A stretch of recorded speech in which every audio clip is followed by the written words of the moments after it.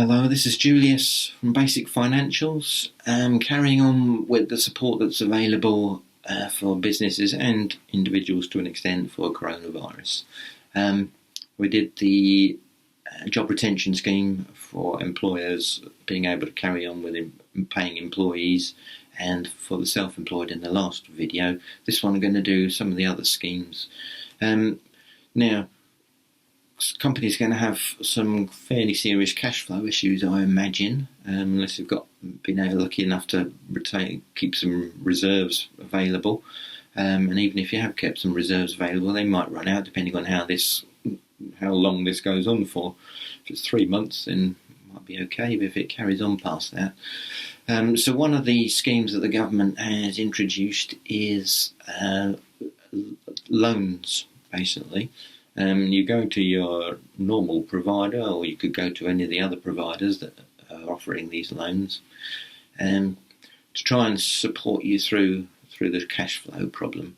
This scheme is evolving all the time. It looked a little bit inflexible, and it looked like the banks were being open to ask for all sorts of guarantees and things to start with. Just over the last few days, things have changed from that point of view, and that they shouldn't be asking for personal guarantees where the loan's under $250,000. And if the loan's over $250,000, it looks like they can ask for personal guarantees, but they can't include your principal private residence in that guarantee. And they can only claim up to 20% of what's outstanding on the loan, after they've managed to collect in anything else from the company's assets.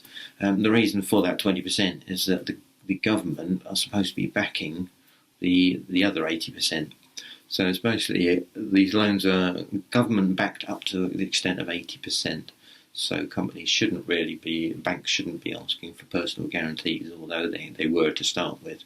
And they were also, because banks didn't want to be lending to they were basically looking at loans only to companies that were pretty healthy and viable anyway, as they would have done before, really. Whereas the idea is that it's supposed to be helping companies that maybe were pulling out of a difficult situation anyway, and now they're even more problems. So that should be open to them as well.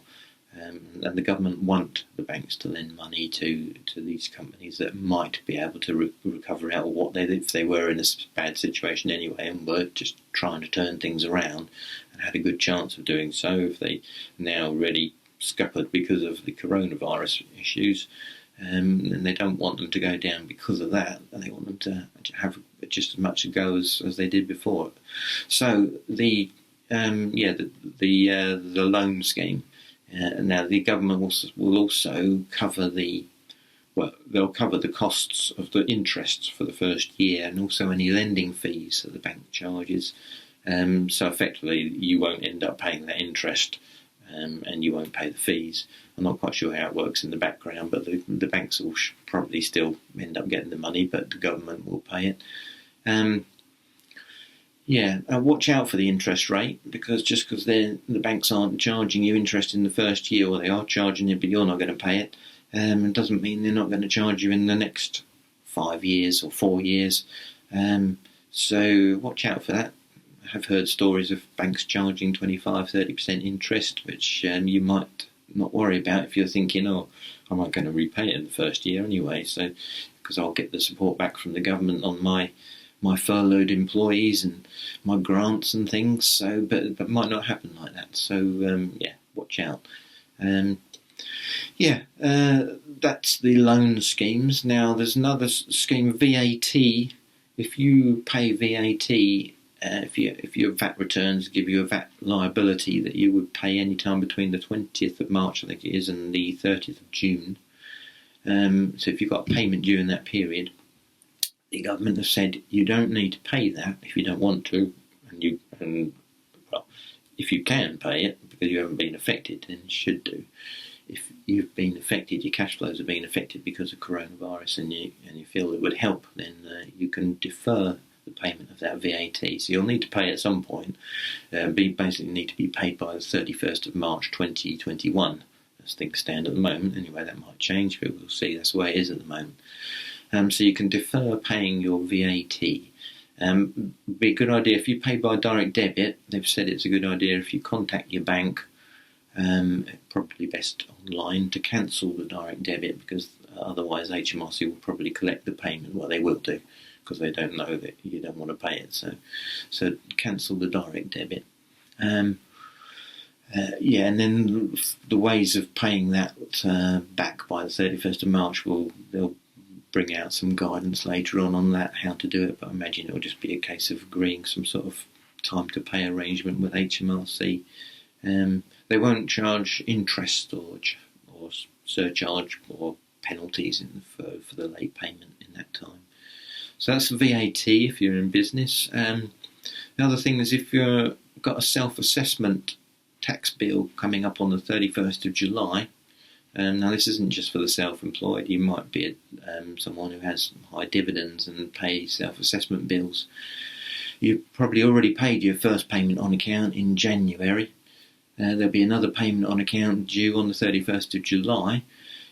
The government has said you don't need to pay that again. It's a bit like the VAT. If you can pay it, then you should pay it. If you haven't been affected, then you should pay it. But if you have suffered because of coronavirus financially, then you can defer that. Again, it will be payable, and it'll be payable by the 31st of January 2021.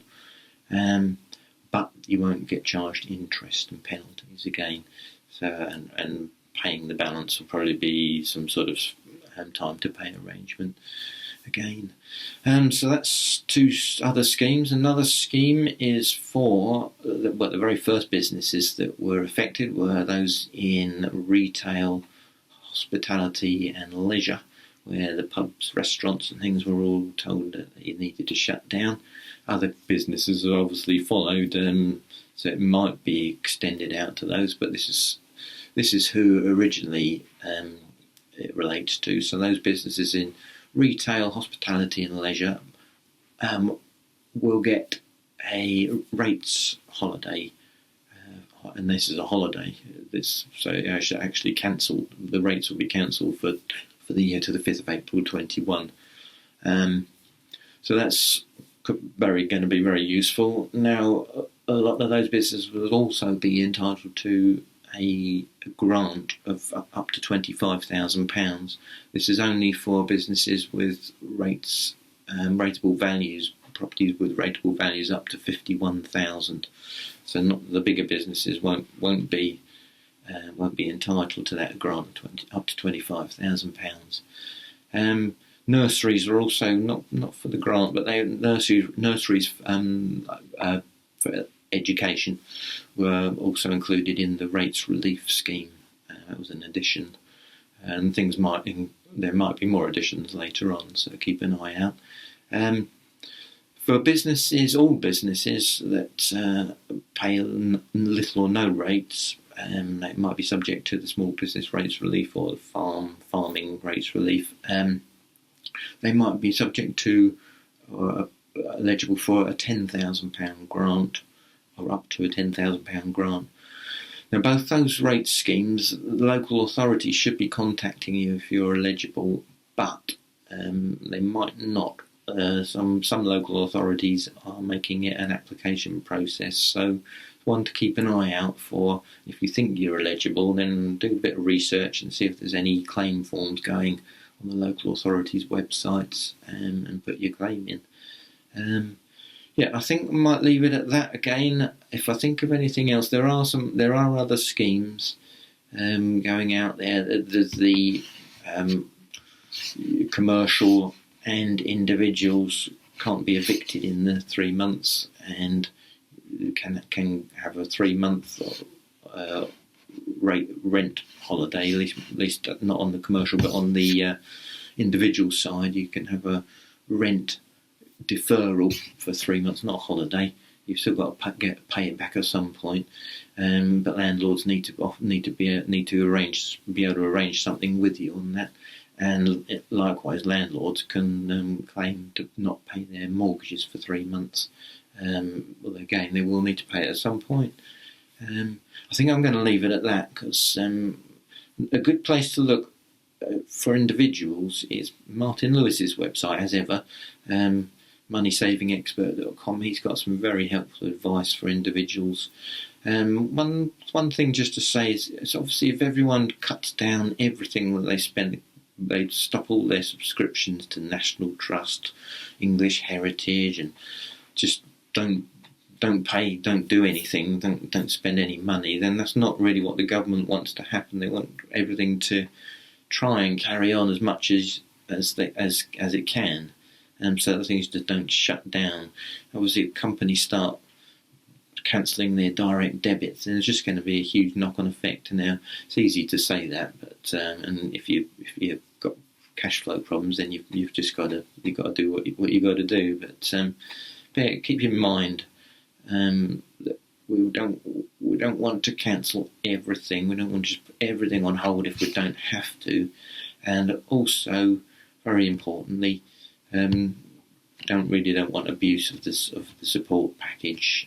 If that happens, it's just going to destroy things even more, and a few people will end up benefiting out of everybody's nightmare basically at the moment. So don't be one of those people. Anyway, I hope that all helps a bit, and stay safe, and like and subscribe as usual if possible, and see you again soon. Hopefully this won't take too long to start improving. That's fingers crossed. See you again soon.